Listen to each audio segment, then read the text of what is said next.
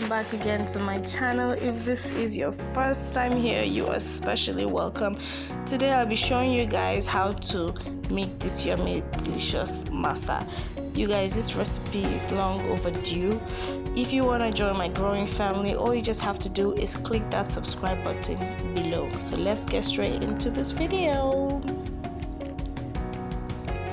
First off, I'll be showing you guys the type of rice that we are going to be using to make this masa. Without this rice, there's no masa.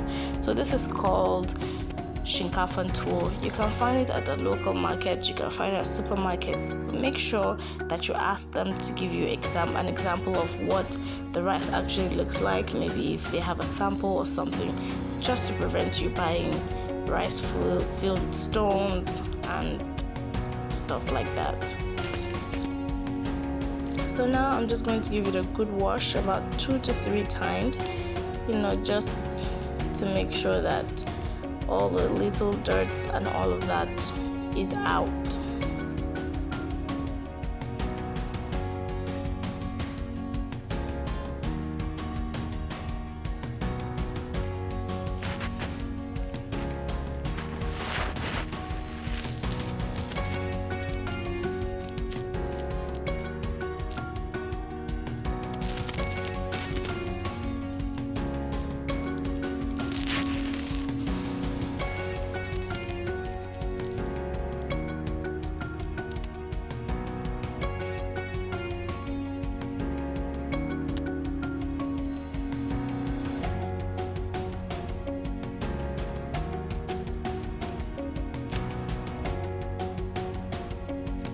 And now that we're done washing, this is what the rice actually looks like. Super clean. And I'm just going to turn this in a bucket-like bowl because I will take this for grinding the next day. I did this the previous night because we're supposed to have this for breakfast. If you want to make your masa, you soak it for about 2 to 3 hours. So now I'm just going to put water to cover up the rice, just above the rice level, and just let it be overnight. It doesn't matter if you soak it for longer than 3 or 4 hours, it doesn't really matter, but that should be like the minimum.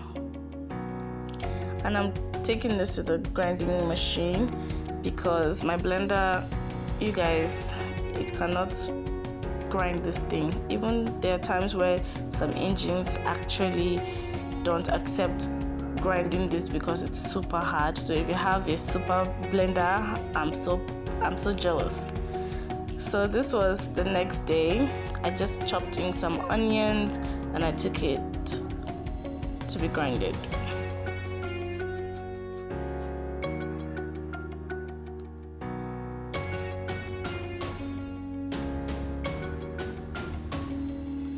So this is what it looks like after it has been grinded. I'm just going to add 2 tablespoons of yeast and I'm going to let it rise. And after, you cover it up and put it in a warm place for it to rise.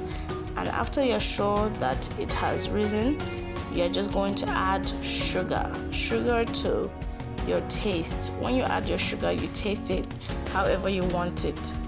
If you want it so much, that's fine. If you want it very little, that's okay. But sugar is very, very important, because if you don't put sugar in your masa, you notice that it doesn't turn brown when you fry it. So this is what it looks like right now. And now I'm just going to fry it. I have my pan and I put a good amount of groundnut oil in each part of the pan. And you guys, this is an ancestral pan. We have been using it for I don't know how long right now.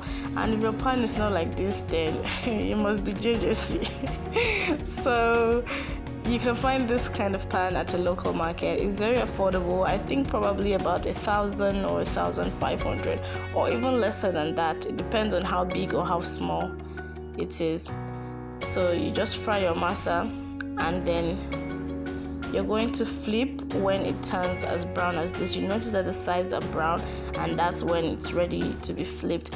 And you guys, this flipping game, I don't know. There are days that I'm a pro and there are days that I just cannot flip. So if you don't get it right the first time, it's okay. It just takes practice. And if you notice that the groundnut oil that you put is not enough, then you can just add more just at the side, and that's all you just have to do now is to let the other side cook and become brown as well. And that's all for how to make masa. And there you have it, guys. Well, you serve your masa with yaji, this yummy delicious groundnut soup, and this yummy delicious sauce. If you want a recipe, let me know in the comment section, and I'll see you guys in my next video.